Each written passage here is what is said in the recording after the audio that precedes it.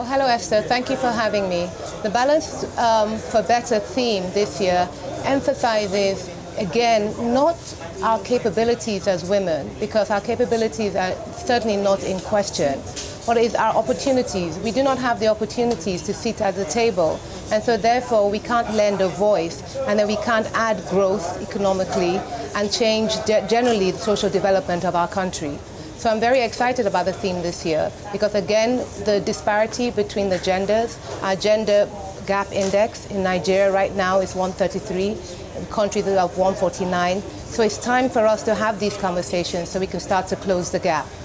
Now, talking about conversations, I mean, conversations at the national level and, of course, across all stakeholders, across all sectors, would you say that because you're saying that you'd like to see these conversations, perhaps we should already be having these conversations, but what are your hopes in terms of how this year's theme, because I hear it's not just today, it's going to be a year-long activities. What are your hopes in terms of how what these conversations will lead to?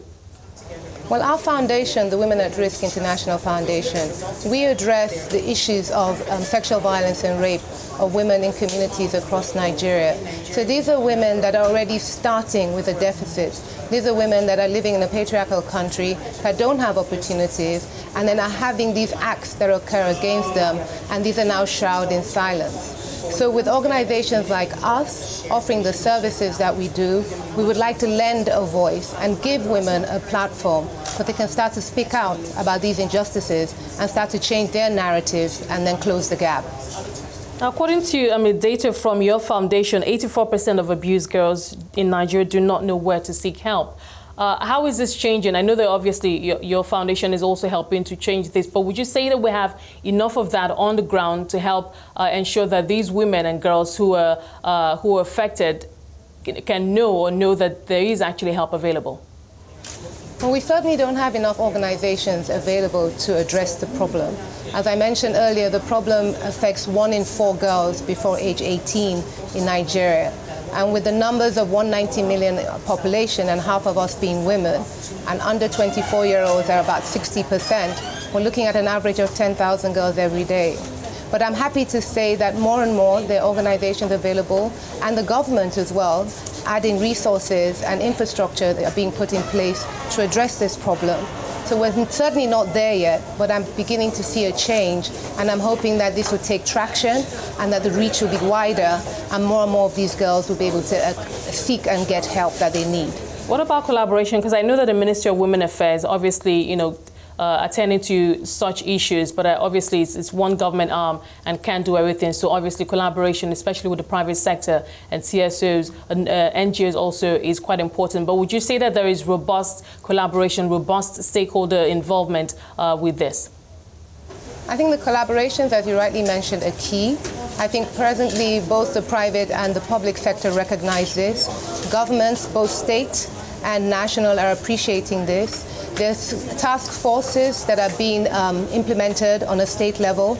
In Lagos State, for instance, they have the Domestic and Sexual Violence Response Team. These are similar teams that are also being seen across other states in Nigeria. And as you said, stakeholders are beginning to get more involved. They're beginning to actually actively participate.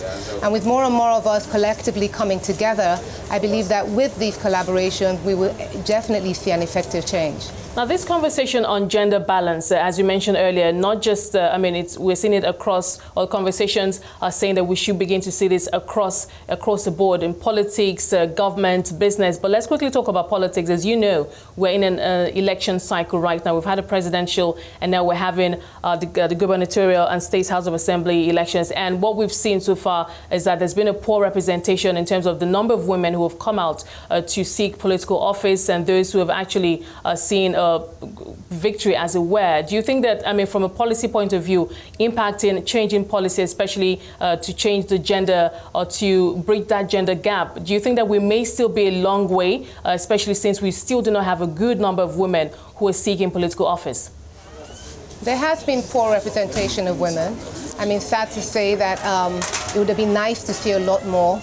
Policies definitely need to be put in place. If we did have the policies in place and if these women were in an enabling environment, I believe we would see a lot more women participating in their roles politically.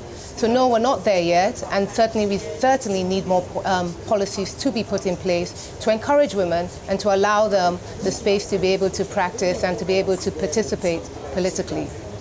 Quickly talk to us some of the achievements you've had or headway in terms of helping empower these women, especially through your foundation, women who have been abused and suffering violence. Some key wins you say that you've achieved in the last couple of years. Well, one of the key areas that we've been addressing is the treatment and intervention.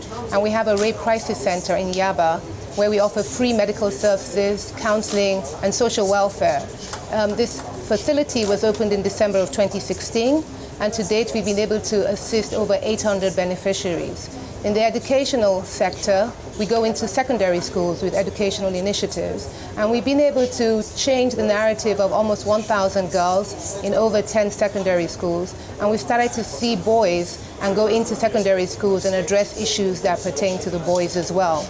On a community level, we appreciate that 54% of us still live in a rural area, and these are women that still suffer acts of abuse and violence daily. But sadly, they do not have access to the care and services that perhaps you would get in a more urban setting. And so what we have done is to go in and train local midwives in all 20 local government areas in Lagos State. We've been able to train 1,000 of these local midwives and send them back into their communities as first responders. So now they're actually equipped with a toolkit to address the issues and refer the problems back to the Warif Center. And we've so far been able to achieve this and been able to help over 160 active cases, and we're still counting.